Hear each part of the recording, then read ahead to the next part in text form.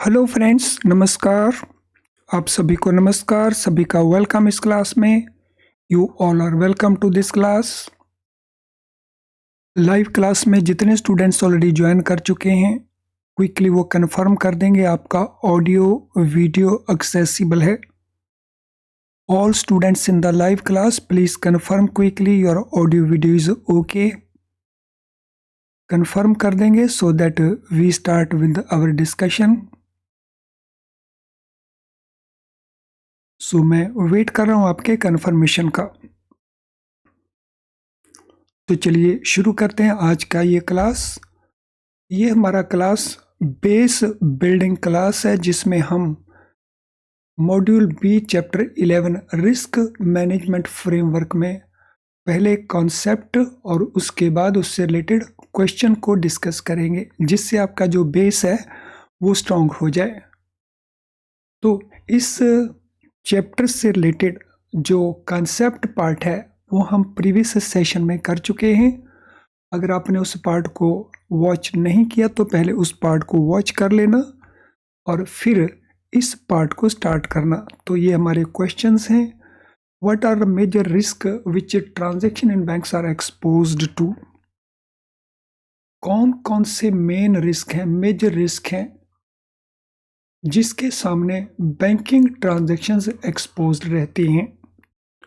तो ये रिस्क हैं credit risk, market risk, operational risk. Credit risk, liquidity risk, market risk, interest rate risk, operational risk and liquidity risk, default risk, interest rate risk and credit risk. हमने बताना है major risk कौन कौन से हैं। वैसे तो जितने लिखे हैं वो सारे के सारे रिस्क हैं, लेकिन मेजर रिस्क कौन कौन से हैं इसका आंसर हमें प्रोवाइड करना है। तो yes, what will be the answer. अगर आपने इससे पहले वाले वीडियो को प्रॉपरली वॉच किया है, उसके नोट्स प्रिपेयर किए हैं, तो इस क्वेश्चन का आंसर देना बिल्कुल डिफिकल्ट नहीं होना चाहिए। तो what will be the answer. तो आंसर हियर विल बी, हमारे 3 मेन रिस्क हैं। What are 3 major risk. So 1 risk is credit risk, second market risk and third one is operational risk. तो यहाँ पे ये मेजर रिस्क नहीं है, ये इनमें से कुछ मेजर रिस्क का पार्ट है। तो हमारा ऑप्शन आंसर होना चाहिए ए। बेसल कमेटी के मुताबिक मेन रिस्क है credit risk, market risk, operational risk. So जो लिक्विडिटी रिस्क है वो मार्केट रिस्क का ही पार्ट है, इसलिए this answer is not acceptable. तो better answer is option A. So option A इसमें हमारा आंसर बना। Where can credit risk, operational risk and market risk arise from. तो ये जो रिस्क हैं ये अराइज कहाँ होते हैं। Only at aggregate or portfolio level, only at transaction level, both at transaction and portfolio level, या neither at transaction level nor the portfolio level. तो ये रिस्क अराइज कहाँ होते हैं, तो इस क्वेश्चन को हमने आंसर करना है। Where can these risk arise from. Yes, what will be our answer. ये रिस्क कहाँ अराइज होते हैं। तो ये जो तीनों रिस्क हैं, इट में बी क्रेडिट रिस्क, इट में बी ऑपरेशनल रिस्क, इट में बी मार्केट रिस्क, ये 2 जगह के ऊपर अराइज होते हैं। ट्रांजैक्शन लेवल यानी जो इंडिविजुअल ट्रांजैक्शन है, हम लोन दें, हम केवाईसी करें, हम इन्वेस्टमेंट करें, तो ये हो गए हमारे इंडिविजुअल ट्रांजैक्शन। तो इंडिविजुअल ट्रांजैक्शन लेवल के ऊपर ये अराइज होते हैं। और फिर जितनी भी ट्रांजैक्शन हैं वो एग्रीगेट कर दी जाती हैं, तो उस लेवल के ऊपर भी ये अराइज होते हैं, जिसको हम कहते हैं पोर्टफोलियो लेवल। यानी ये पोर्टफोलियो लेवल ओवर एग्रीगेट जो है उसके ऊपर भी, और ट्रांजैक्शन लेवल उसके ऊपर, दोनों जगह ये अराइज होते हैं। तो option C is our answer. How is capital need determined in the context of risk management? जब हम रिस्क मैनेजमेंट के कॉन्टेक्स्ट में बात करते हैं तो कैपिटल की जो रिक्वायरमेंट है वो कैसे डिटरमिन होती है? How capital need is determined? It is solely determined at a transaction level.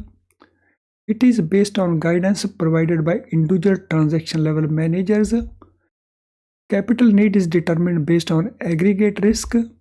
Capital need is a constant and does not depend on risk factors. तो देखिए इसमें से कौन सा मोस्ट अप्रोप्रिएट आंसर हमारा बनता है क्वेश्चन नंबर 3 के लिए।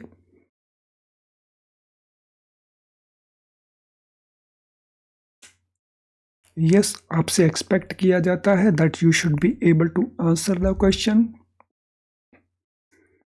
सो ज़्यादा से ज़्यादा स्टूडेंट कोशिश करें आंसर प्रोवाइड करने की, बिकॉज जब आप आंसर प्रोवाइड करते हैं तो आपका जो माइंड एप्लीकेशन है वो इम्प्रूव होता है, जिससे अंडरस्टैंडिंग बढ़ती है। तो how is capital need determined in the context of risk management? तो ये अराइज होती है बेस्ड ऑन एग्रीगेट रिस्क। तो जो ओवरऑल ट्रांजैक्शन में टोटल रिस्क है उसी के बेसिस के ऊपर ही कैपिटल का रिक्वायरमेंट है। तो जिसमें हमारे पास जो इंडिविजुअल ट्रांजैक्शन है वो भी अकाउंट फॉर हो जाती है, और जो एग्रीगेट पोर्टफोलियो लेवल के ऊपर है तो वो भी उसके अंदर अकाउंट फॉर हो जाएगा। तो दोनों ही पार्ट उसमें अकाउंट फॉर हो जाएंगे। तो कैपिटल जो नीड है वो डिटरमिन हम करते हैं based on aggregate risk. Where does guidance for risk taking at transaction level come from?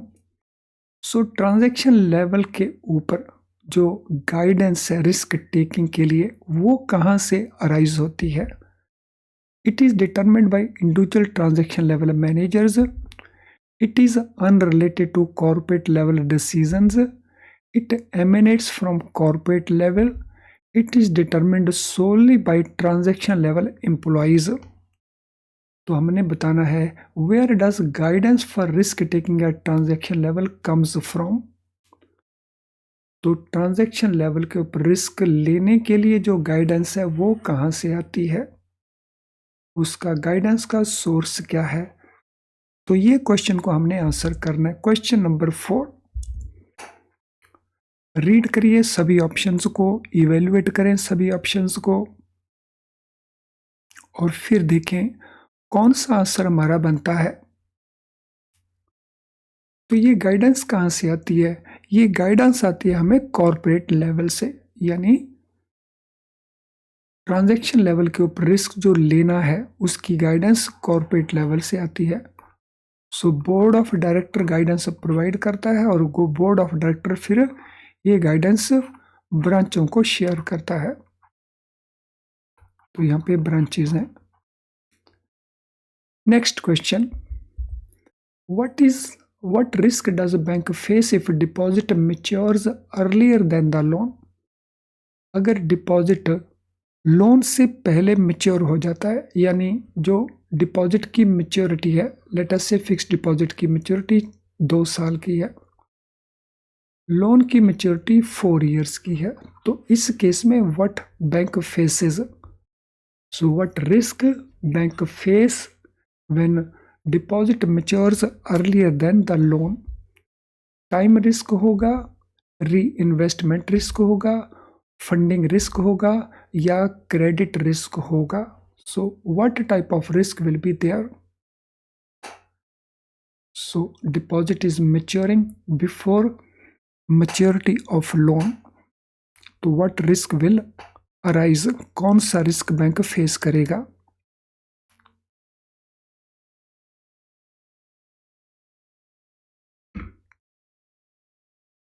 So this was explained to you in detail. उसके बेसिस के ऊपर हमने ये आंसर को प्रोवाइड करना है।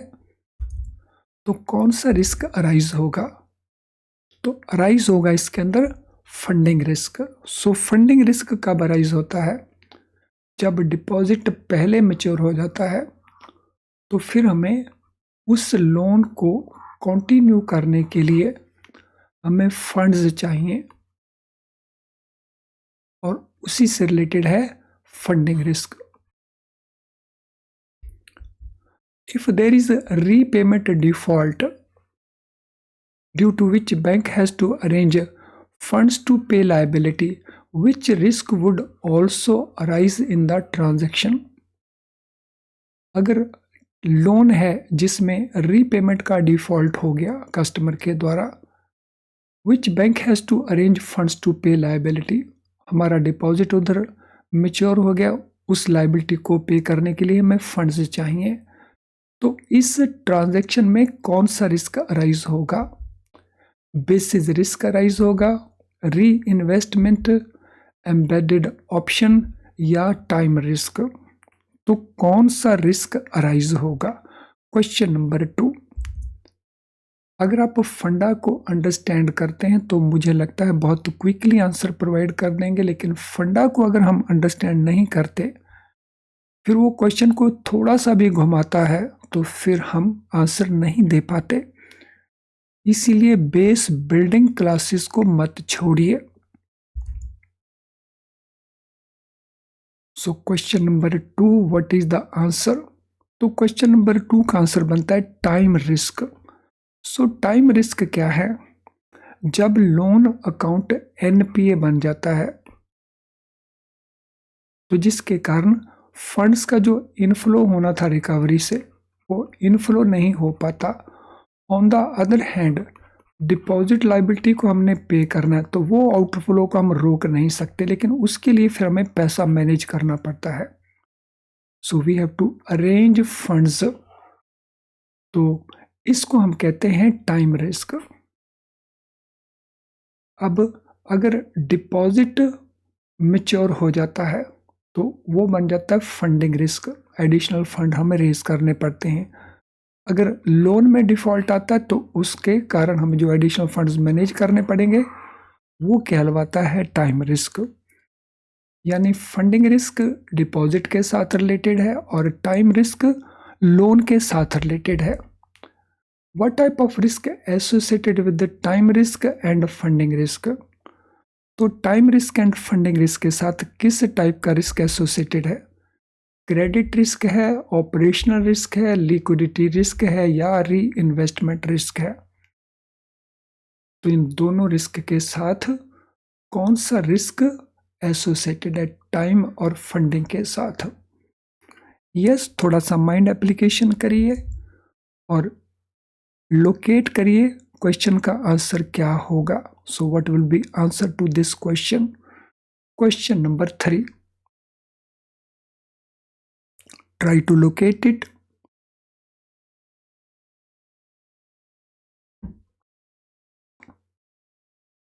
सो अगर फंडा आता है तो बिल्कुल भी डिफिकल्ट नहीं है, फंडा नहीं आता है तो डिफिकल्ट लगेगा। तो इसमें इन्वॉल्व होता है हमारा लिक्विडिटी रिस्क, क्योंकि चाहे वो टाइम रिस्क है चाहे वो फंडिंग रिस्क है, ये दोनों ही लिक्विडिटी रिस्क के वेरिएंट्स हैं। तो लिक्विडिटी रिस्क के 3 वेरिएंट्स हैं। एक है फंडिंग रिस्क जो डिपॉजिट के साथ है, एक है टाइम रिस्क जो लोन के साथ है, एक है call risk.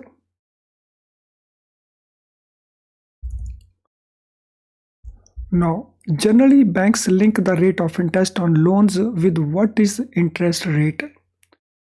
Generally banks link the rate of interest on loans with what is the interest rate?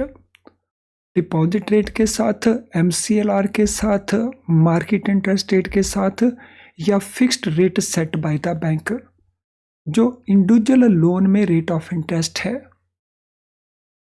उसको इनमें से किसके साथ बैंक लिंक करते हैं?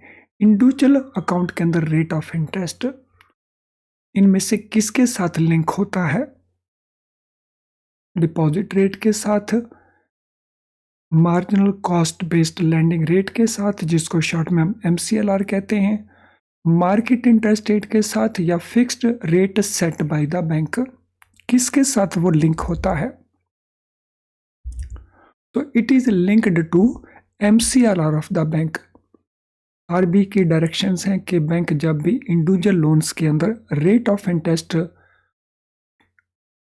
फिक्स करेंगे तो that should be related to MCLR of the bank.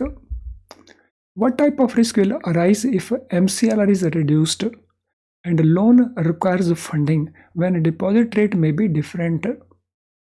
किस प्रकार का रिस्क अराइज होगा अगर MCLR को कम कर देता है बैंक और लोन की हमने फंडिंग करनी है जबकि डिपॉजिट के रेट डिफरेंट हैं?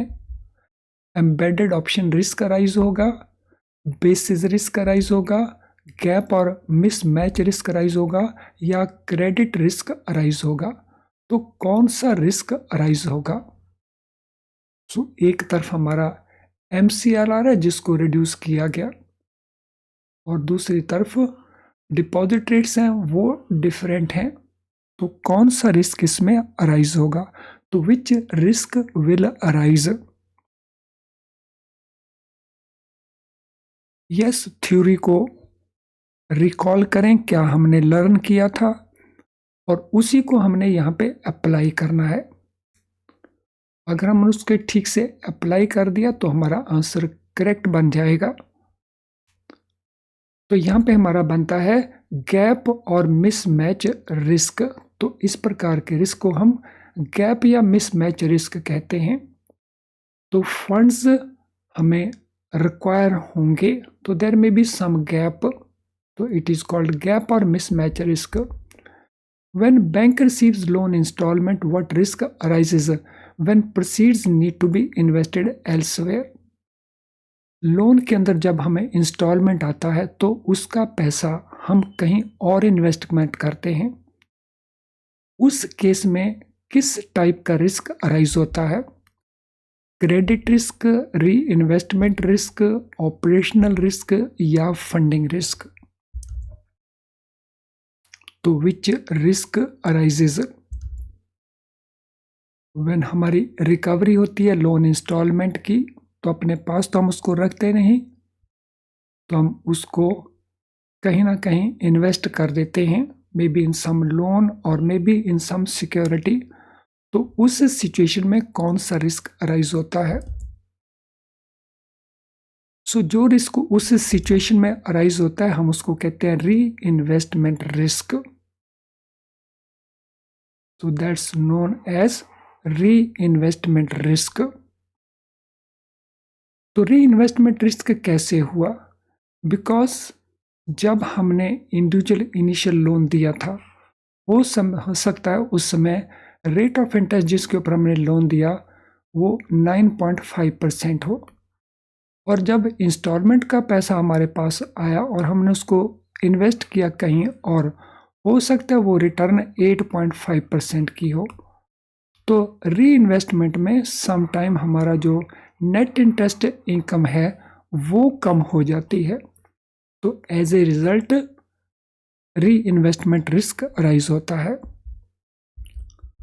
What type of risk is created when loan amount is prepaid by borrower or fixed deposit is withdrawn prematurely?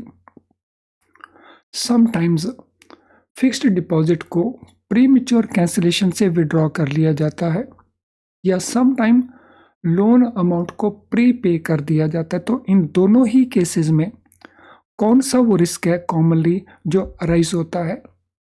Time risk, embedded option risk, credit risk या operational risk? तो which risk arises? कौन सा risk arise होता है? विच risk arises? तो क्या option answer हमारा बनता है इस क्वेश्चन के लिए?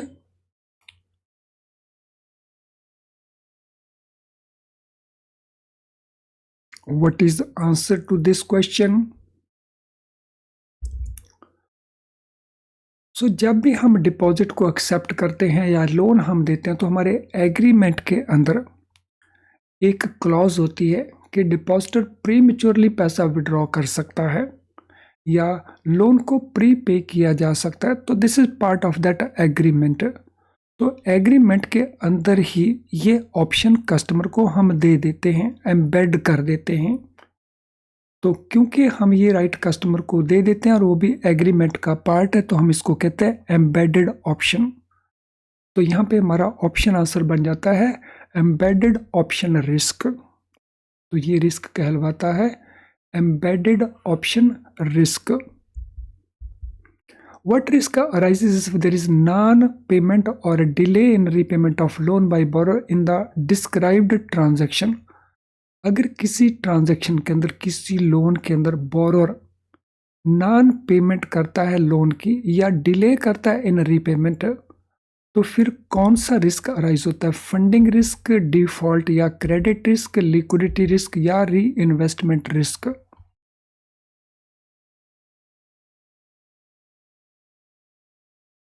सो विच रिस्क अराइजेज? क्या आंसर बनेगा इस क्वेश्चन का? तो कौन सा रिस्क अराइज होता है? फिर इससे होता है डिफॉल्ट या credit risk. So it's called default या क्रेडिट रिस्क। यहां पे नॉन पेमेंट है, अगर नॉन पेमेंट है तो वो डिफॉल्ट के साथ लिंक हो जाएगा, और डिफॉल्ट रिस्क क्रेडिट रिस्क का पार्ट है। क्रेडिट रिस्क के अंदर ब्रॉडली ट्रांजैक्शन लेवल के ऊपर एक डिफॉल्ट रिस्क है और दूसरा जो रिस्क है वो रिलेट करता है उसकी क्रेडिट रेटिंग के साथ, रेटिंग ऑफ बोरोर उसके साथ है। सो हम कहते हैं डाउनग्रेड रिस्क। सो ये थे हमारे questions relating to previous part. अब हम बात करेंगे नेक्स्ट कॉन्सेप्ट की।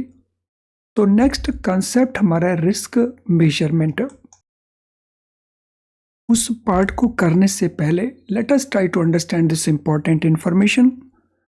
Friends, are you preparing yourself by using IIBF books? क्या आप अपना प्रिपरेशन IIBF बुक्स को यूज करके कर रहे हैं? अगर ऐसा है तो उसमें आपको अंडरस्टैंड करने में डिफिकल्टी हो सकती है, क्योंकि उसमें जो कुछ दिया है जैसे लिखा है, you may be facing difficulty to understand. आप अंडरस्टैंड करते हैं, भूल जाते हैं, फिर करते हैं, जिससे ये टाइम कंज्यूमिंग एक्सरसाइज भी बन जाता है और टाइम आपके पास पहले से इन शॉर्ट है। प्रैक्टिस क्वेश्चन हर चैप्टर के बाद दिए हैं, लेकिन प्रैक्टिस क्वेश्चन उतने नहीं हैं जितने प्रैक्टिस क्वेश्चन आपको चाहिए। केस स्टडीज ऑलमोस्ट ना के बराबर हैं। अगर इस प्रकार की प्रॉब्लम्स आप इन बुक्स में फेस कर रहे हैं तो दैट मीन आप प्रॉपर प्रिपरेशन नहीं कर पाते, जिससे आपको पेपर में बार बार अपीयर होना पड़ता है। अब इसका सॉल्यूशन क्या है? हमारे low priced best quality video lessons. इन वीडियो लेसन में जो कॉन्सेप्ट है हम आपको बहुत इजी करके समझाते हैं, जिससे आप उसको अंडरस्टैंड कर लेते हैं और वो भी क्विकली अंडरस्टैंड कर लेते हैं, जिससे आपका टाइम पार्ट भी और डिफ़िकल्टी पार्ट ये दोनों ही प्रॉब्लम्स बाकी सॉल्व हो जाती हैं और फिर आप पूरे सिलेबस को कवर भी कर पाते हैं। हमारा क्वेश्चन बैंक, जिसमें आपको मल्टी चॉइस क्वेश्चंस अवेलेबल हो जाते हैं, बहुत सारे क्वेश्चंस हैं, अगर आप उनको यूज़ करते हैं तो आपकी अच्छी प्रैक्टिस हो जाती है। हमारी केस स्टडीज़, क्योंकि CIB में केस स्टडीज़ का एक बहुत इम्पॉर्टेंट रोल होता है, तो केस स्टडीज़ भी आपको बहुत सारी मिल जाएंगी हमारे कोर्सेज़ के अंदर। तो जब आप इन कोर्सेज़ को यूज़ करते हैं तो डेफिनेटली आपकी जो प्रोबेबिलिटी है, पॉसिबिलिटी है एग्ज़ाम को पास करने के लिए, वो इम्प्रूव होती है। तो then why not to use it? तो ये अवेलेबल है हमारी ऐप के थ्रू या आपको मिल जाएंगी हमारी वेबसाइट के थ्रू। तो हमारी वेबसाइट को लॉग इन करें और इन कोर्सेज़ को यूज़ करें। और फ्रेंड, एक क्वेश्चन और, क्या फ्री लाइव क्लासेस एनफ हैं पेपर को पास करने के लिए? No, free live classes enough नहीं होती, क्योंकि इसमें हम पूरे सिलेबस को कवर नहीं कर पाते because of the time constraint. लेकिन ये क्लासेस बहुत यूज़फुल रहती हैं अपने स्कोर को इम्प्रूव करने के लिए, इसीलिए किसी भी क्लास को मिस मत करें, लेकिन फुल सिलेबस को कवर करने के लिए इन कोर्सेज को यूज़ करें। तो चलिए अब हम चलते हैं रिस्क मेजरमेंट के कॉन्सेप्ट के ऊपर। Risk management is based on quantitative measure of risk. अगर रिस्क को हमने मेजर करना है तो हम उसको यूज़ करते हैं रिस्क मैनेज करने के लिए। बिकॉज जब तक हमें ये पता नहीं है कि रिस्क की क्वांटिटी कितनी है, डिग्री ऑफ रिस्क कितना है, तो तब तक हमें रिस्क मैनेज करने में डिफ़िकल्टी आएगी। तो पहले हम डिग्री ऑफ रिस्क क्वांटिफाई करते हैं, रिस्क को मेजर करते हैं। जो रिस्क मेजर्स हैं, जो रिस्क के मेथड्स हैं, वो क्या कैप्चर करते हैं? वो कैप्चर करते हैं वेरिएशंस इन अर्निंग, हमारे इंटरेस्ट में क्या चेंज आएगी, मार्केट वैल्यू जो हमारा एसेट है उस वैल्यू में कितनी चेंज आएगी, अगर डिफ़ॉल्ट होता है तो उसके कारण लॉसेस क्या होते हैं। तो ये जो जितने वेरिएबल्स हैं इनको हम कहते हैं टारगेट वेरिएबल। तो रिस्क मेजर जो हैं, रिस्क के जो टूल्स हैं वो वेरिएशंस को मेजर कर देते हैं, क्वांटिफाई कर देते हैं कि कितना रिस्क होने वाला है। These arise out of uncertainties associated with various risk element। तो ये जो रिस्क हमें अराइज होता है ये अनसर्टनिटी के कारण होता है। अर्निंग में जैसे इंटरेस्ट हमारे रेट से चेंज हो गए उसके कारण, मार्केट वैल्यू में जैसे स्टॉक मार्केट में लगातार चेंजेस आती हैं शेयर्स की वैल्यू में, लोन हमारे लॉसेस हो जाते हैं तो जब डिफ़ॉल्ट होते हैं, और ये सब कुछ अनसर्टनिटी के साथ एसोसिएटेड होता है। 3 categories of quantitative measures of risk. Risk को मेजर करने के लिए 3 क्वांटिटेटिव मेजर्स हैं। कौन कौन से वो 3 क्वांटिटेटिव मेजर्स हैं?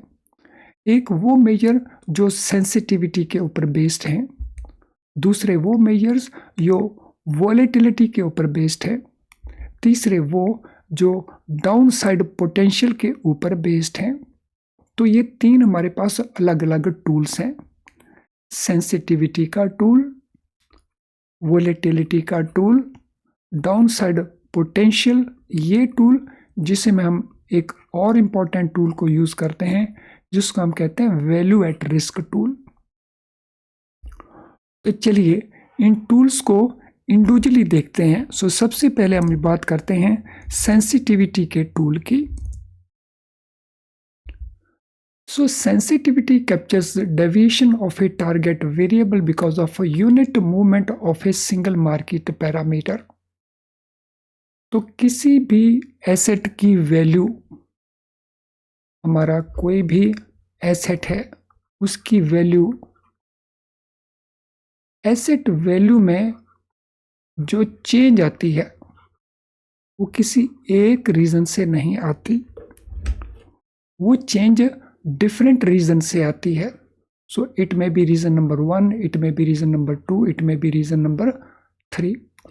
सेंसिटिविटी एनालिसिस के अंदर ये जो अलग अलग रीज़न्स हैं इनको हम इकट्ठे अप्लाई करके चेंज को मेजर नहीं करते, इनमें से हम एक एक को करके, तो फॉर एग्जांपल पहले हम नंबर 1 को करेंगे, फिर नंबर 2 को करके देखेंगे, फिर नंबर 3 को, यानी एक पैरामीटर को हम टेस्ट करेंगे at one point of time, यानी सिंगल पैरामीटर को हम यूज़ करेंगे at one point of time to see कि वेरिएशन कितनी आती है। For example change in market value of a bond because of 1% change in interest rate. अगर market value of bond में हम चेंज देखते हैं because of change in interest rate, तो ये क्या बन जाता है? So it is a sensitivity based measure. हमने इसमें एक ही एलिमेंट को लिया, इंटरेस्ट रेट में क्या चेंज आ रहा है, क्योंकि बॉन्ड की प्राइस लिक्विडिटी के ऊपर भी डिपेंड करेगी कि लिक्विडिटी में क्या चेंज आ रही है, और साइज ऑफ ट्रांजैक्शन इसके भी ऊपर बेस्ड हो जाएगी। तो लेकिन हमने तीनों रीजन्स को एक साथ टेस्ट नहीं किया, हम पहले एक रीजन को टेस्ट करते हैं, फिर दूसरे को टेस्ट करते हैं, फिर तीसरे को टेस्ट करते हैं, इंडिविजुअली हम टेस्ट करते हैं अलग अलग पैरामीटर्स को। तो इसको हम कहते हैं सेंसिटिविटी का measure. Other market parameters could be exchange rates and stock prices. So दूसरे पैरामीटर्स मार्केट के हो सकते हैं, जैसे एक्सचेंज रेट है तो यहाँ पे हमने इंटरेस्ट रेट को देखा, तो it could be exchange rate, it could be stock prices, तो these could be various variables. अब इसमें इंपॉर्टेंट फंडा क्या है? Interest rate gap is the sensitivity of interest rate margin of the banking book. तो ये funda हमारा सीधा question बनता है।